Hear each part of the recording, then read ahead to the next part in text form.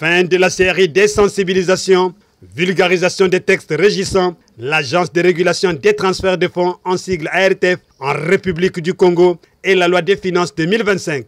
Une activité menée de fond en comble pendant 5 jours par la délégation de la direction générale de l'ARTF conduite à Pointe-Noire par son directeur général Basile Jean-Claude Bazébi, Pointe-Noire, Congo-Brazzaville. Enregistrement et interconnexion imminent des opérateurs de transfert de fonds.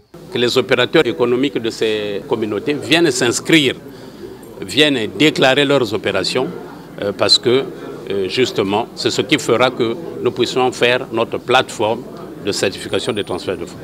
C'est le souhait le plus ardent de Basile Jean-Claude Bazébi, directeur général de l'Agence de régulation des transferts de fonds, dans son point à la presse du travail de sensibilisation de 5 jours mené à Pointe-Noire, ce du 31 mars au 4 avril 2025 dans la salle de mariage de la mairie centrale de Pointe-Noire. Mais d'abord son point complet. Avant de faire le bilan, je voulais vous dire que nous mettons en application les instructions de Monsieur le Président de la République qui nous demande de dialoguer, de sensibiliser et d'appliquer d'une manière intelligente les textes, que ce soit les textes législatifs ou les textes réglementaires de la République du Congo. Cela est réitéré par Monsieur le Premier ministre et réitéré également par Monsieur le ministre des Finances, du Budget et du Portefeuille public. Et donc nous sommes dans cette logique où nous devrons dialoguer, nous devrons sensibiliser. En ce qui concerne le bilan, là nous sommes en train de semer. Et les résultats, en principe, on ne les a pas aussitôt. Tout le monde reconnaît que la sensibilisation elle est bonne, le dialogue il est bon avec les communautés. Et ce que nous attendons de ces communautés, c'est qu'elles viennent s'inscrire, que les opérateurs économiques de ces communautés viennent s'inscrire, viennent déclarer leurs opérations, parce que justement, c'est ce qui fera que nous puissions faire notre plateforme de certification des transferts de fonds. Notre rôle, c'est d'aller partout. La certification, c'est pour toute la République. Elle concerne tous les opérateurs économiques de notre pays. Et là, nous avons déjà fait le tour de tous les départements avec le Conseil supérieur islamique. Maintenant, nous n'allons pas baisser les bras, nous allons continuer parce qu'il faut justement sensibiliser par rapport à la loi de finances. En tout cas, nous irons partout où on pourra sensibiliser.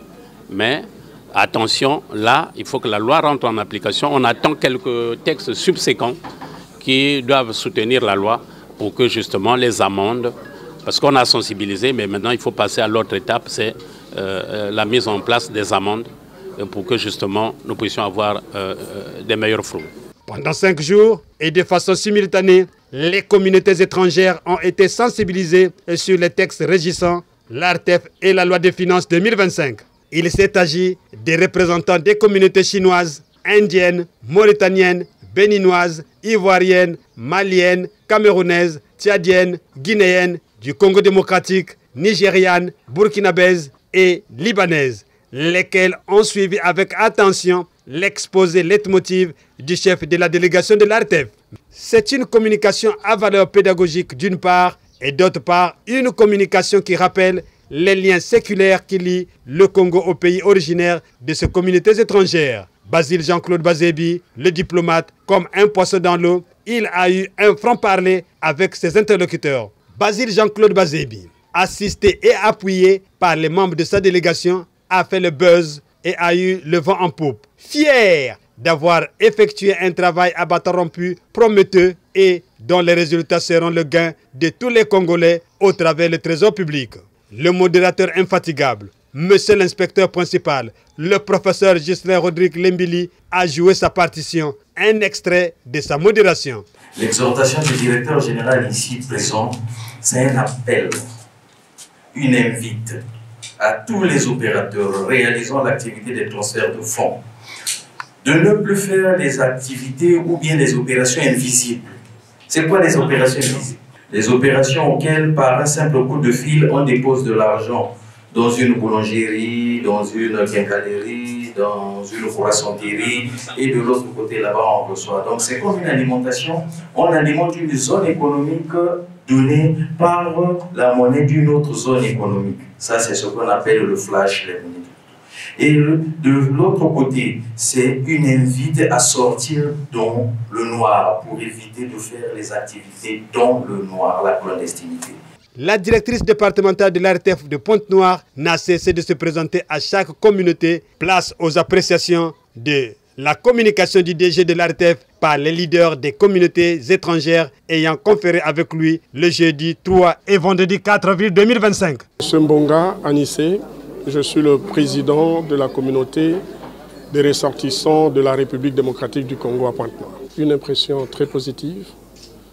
Déjà, vous savez, quand il y a des lois dans un pays, il faut les respecter, n'est-ce pas? Quand les lois sont respectées, eh bien, ça permet à toutes les personnes de vivre dans toute quiétude et de vivre en paix.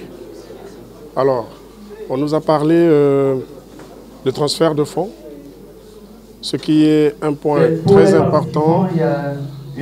important pour nous tous, parce que, comme a su le dire le DG de l'ARTEF, nous sommes un pays frère, nous sommes côte à côte, donc il y a beaucoup de choses qui peuvent se passer et c'est très important que ces choses ou ces opérations soient réglementées. Nous savons que quand nous allons passer l'information, elle passera, elle sera respectée et donc il n'y a pas d'inquiétude à ce sujet. Donc au Alégué, le président de la communauté centrafricaine de Pointe-Noire et du Kilo. Moi je pense que c'est une très bonne chose parce que souvent, quand on arrive dans un pays, on voit les autres faire et puis on a tendance à se débrouiller, à faire quelque chose. Mais souvent, le fait sont avoir des informations qu'il faut. Et donc ça, c'est une bonne chose parce que ça va permettre de sensibiliser nos compatriotes qui peut-être sont tentés par cette activité, de leur donner des éclaircissements afin qu'ils travaillent dans la légalité. Moi, c'est M. Napon Koudoussou, le délégué des Burkinabés de Pointe-Noire. Je pense que le message du directeur est clair. Nous avons qu'à nous rapprocher de l'ARTEF pour avoir les informations nécessaires et pour se mettre effectivement en règle vis-à-vis de la loi. Je suis M. Anthony Okafor, je suis membre des actifs de la colonie Nigeria ici à Pointe-Noire. Oui, je pense que le message était tellement clair. C'est à nous, les membres des actifs, à sensibiliser notre compatriote qui fait ces genres de business, de savoir quoi faire et s'approcher aussi dans les bureaux de l'ARTEF pour essayer de vérifier aussi leurs papiers pour savoir est-ce qu'ils sont en ordre ou bien il y a un papier qu'il faut compléter ou bien aussi s'ils ont des difficultés à s'exercer dans ces genres de business. Comme ça, je pense qu'avec ce que les directeurs viennent de nous dire tout de suite là, il va aider les gens qui font ce commerce de bien faire leur commerce sans avoir de problème. Donc je pense que le message est bien clair.